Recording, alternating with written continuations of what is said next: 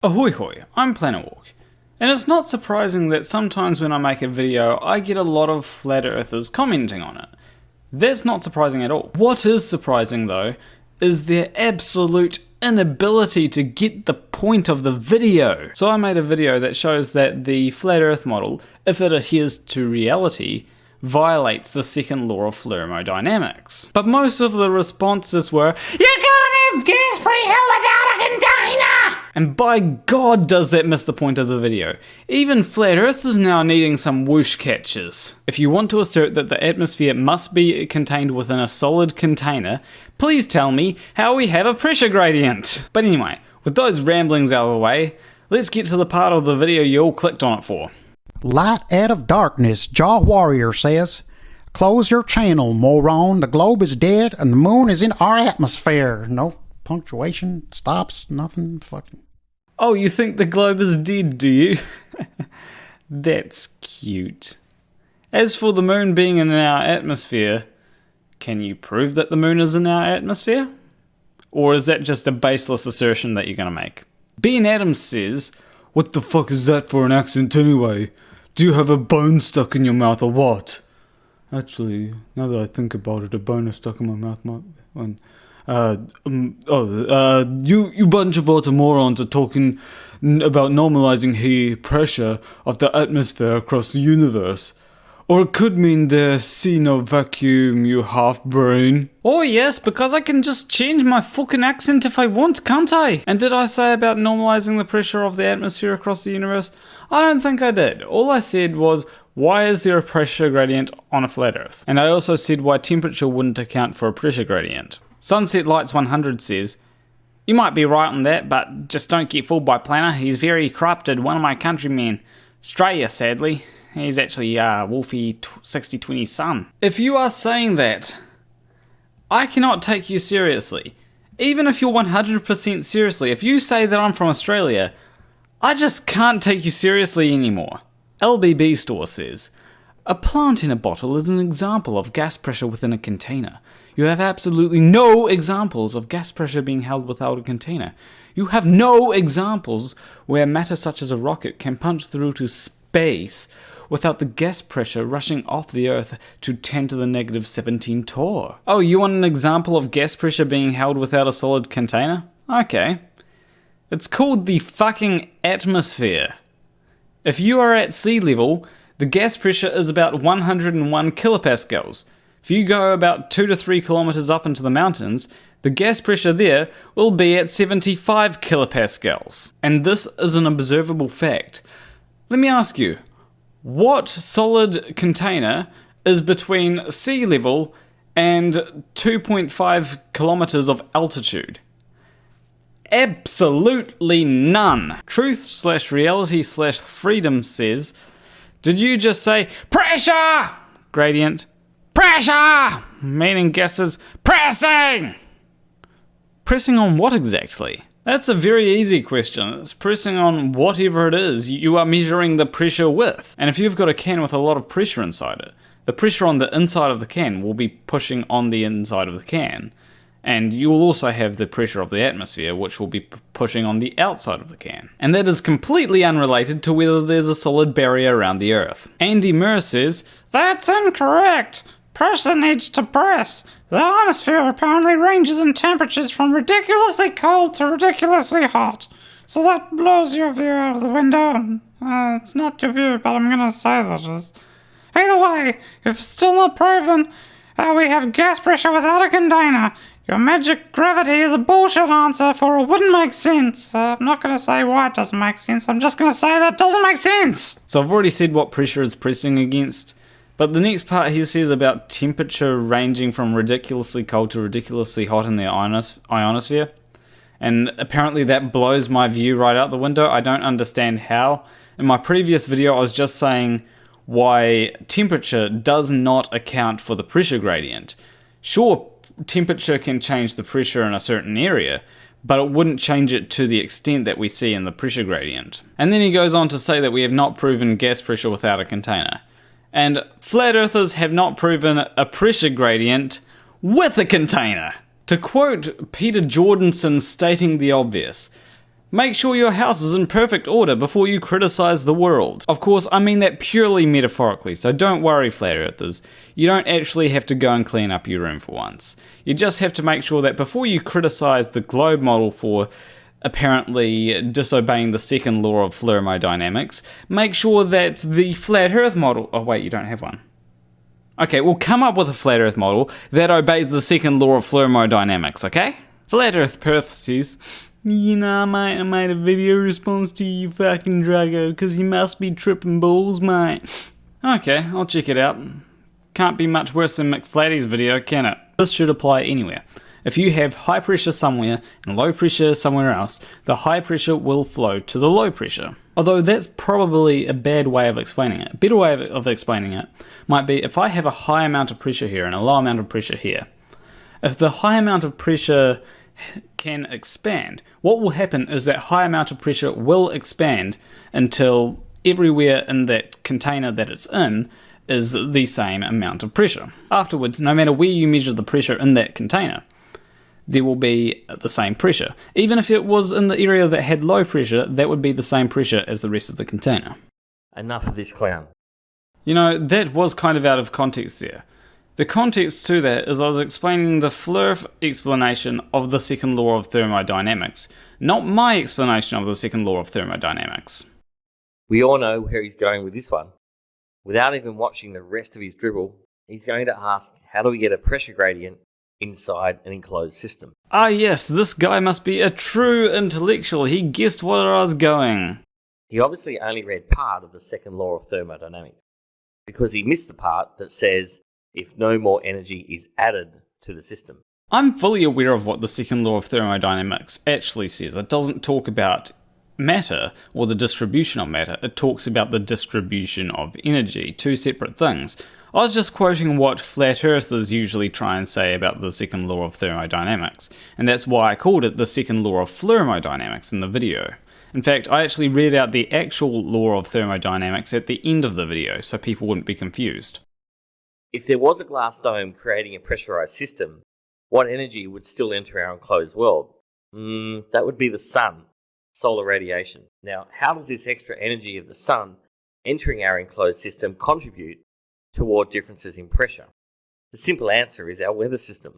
The sun heats up the oceans, causing clouds to form, and weather systems are constantly created, then release their energy, and then new ones form. That is why on a cloudy day the pressure is lower, and on a clear day the pressure is higher.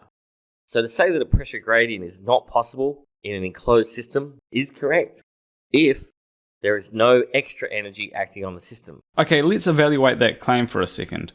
Weather causes a difference in pressure. Yes, that is true.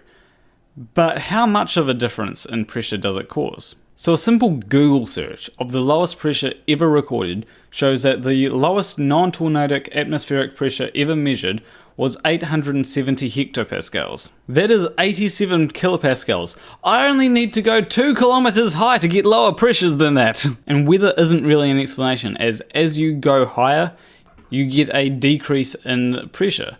As you increase in altitude, there's a decrease in pressure, regardless of whether it's sunny, hazy, windy, cloudy, no matter what, you will get a decrease in pressure. Your explanation is a non sequitur, it just doesn't follow. If you have a pressure difference due to weather, it doesn't follow that you should have a pressure gradient which changes with elevation. Unfortunately for this know-it-all, the sun is a pretty big and important source that interacts with our enclosed system every day. I will give this guy one compliment though, his haircut is way better than Heath's. I mean, I'm also a better news presenter than Heath, but let's not get into that right now. And whilst we're dishing out compliments, here's a compliment for you. At least you tried to come up with an explanation for why there's a pressure gradient instead of just saying, you can't have pressure without a container!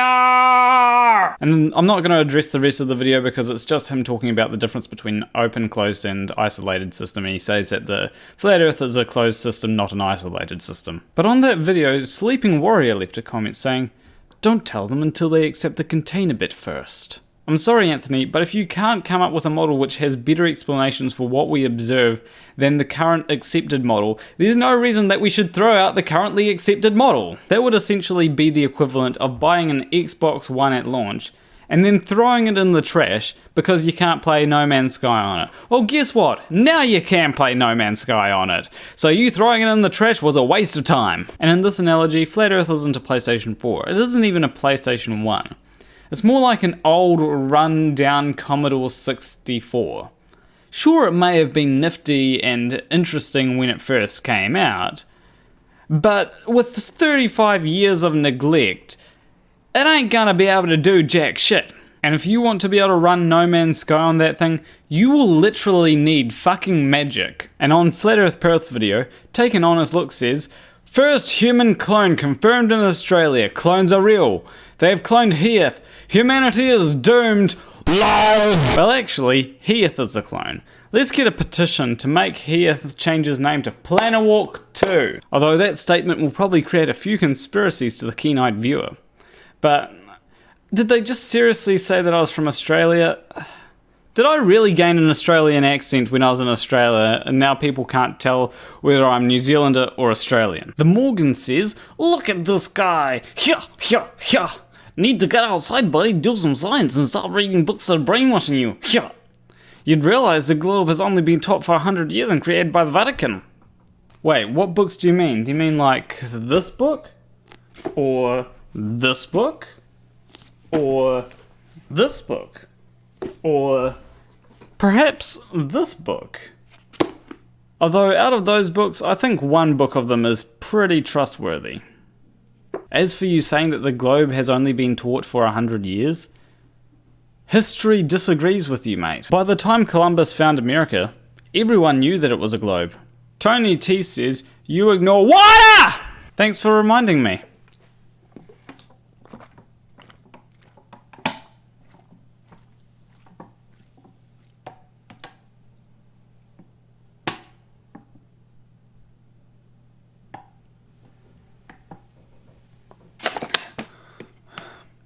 MG42 Pillbox says, Globers hate science. So sad. Cheer up, dude. Us Globe Earthers love science. It's brought us all kinds of things like technology. It's brought us GPS so that we don't get lost. Made in Texas says, okay, let's come up with a theory and then we'll base science and math around that theory. That is what's going on with the globe. Wake up, people. Full stop, space, exclamation mark. How about we come up with a hypothesis based on our misunderstanding of what's been proven by science, and then when someone says that our hypothesis is wrong and proves that our hypothesis is wrong, we go ahead and ad hoc shit onto it until it just can't be falsified. For anyone wondering, that's pretty much what the flat earth model is, just a whole lot of ad hoc shit. Chris Z says, can't have pressure gradient without pressure, and can't have pressure without a container. A plane is contained. A hiker oxygen tank is contained? I'm a little confused about that. So if I have oxygen compressed in an oxygen tank, and then I put a hole in that, yes, it will disperse. So what's stopping all the gas down here moving up? Because if you have a high pressure somewhere and a low pressure somewhere else, that high pressure should expand and that low pressure should be filled in, right? You know, flat earthers are probably going to start making some shit up about luminary trans-dimensional aether superdomes which cannot be interacted with by solid objects. Shit. Shouldn't have given them any ideas. Do the Can says, gravity is a pulling force, not a pushing force. Gas pressure is a pushing, not a pull. Please explain that to me. I don't understand anything. So firstly, your argument doesn't make sense as an argument because even if gravity is a pulling force, what does that change? Secondly, I'd argue that it is a pushing force, so to speak, rather than a pulling force. Because it's not so much that an object with a lot of mass will pull an object with a small amount of mass towards it. It's more that an object with a lot of mass would warp the space-time around it, which would push the other object with a smaller amount of mass towards that large object. Do5E says, this indoctrinated globetard talks like an idiot. I can't even watch the whole video. Earth is flat. Do your research. But here's the thing. I have done my research. Earth's not flat, buddy. It's me, Do5E again. I'm back. Even though I didn't watch the full video, I'm gonna leave another comment. The second law of thermodynamics proves outer space is fake. You can't have a vacuum next to the atmosphere without a solid barrier separating the two. Bodies of water are flat.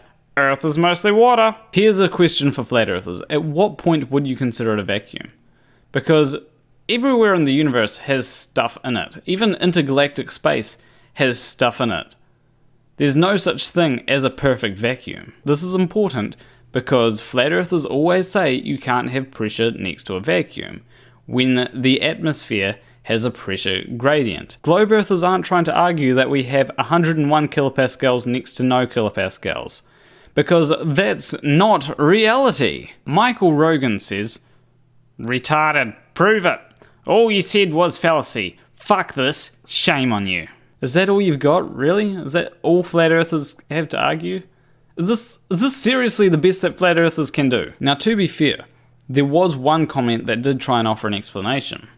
And it basically said that denser molecules are closer to the ground and lighter molecules are further up. So that's why you have a pressure gradient. The reason why I'm not reading the whole comment out is because it's a long comment. That's the summary of it though. Although this is easily debunkable because the composition of air doesn't actually change that drastically until you reach 100 kilometers in altitude. Yes, there are slight variations in the composition of air as you increase in altitude, but it's not enough to create such a pressure gradient. Julio Pabon says, "So go explain this, Nathan Oakley, please." Honestly, I don't know how to explain this, Nathan Oakley. It's a weird thing. Something to do with an angle and attacking. But if you meant go explain this to Nathan Oakley, why would I explain this to someone who's not gonna listen to me in the first place? And if he wants to come to me for me to explain it to him, I am hosting an open debate, which he's more than welcome to come and join. The open debate will be taking place in my Discord shortly after this premiere has finished. Link to my Discord is in the description. But anyway, leave a like and subscribe if you like this video. Leave a comment about anything to do with this video. As always, a big shout out to my $20 Patron. What Jesus? He also got to read out a comment this video. If you want to support me financially, you can do so on Patreon. You also get some rewards from that. But anyway, be sure to stick around for the open debate stream that's coming up soon.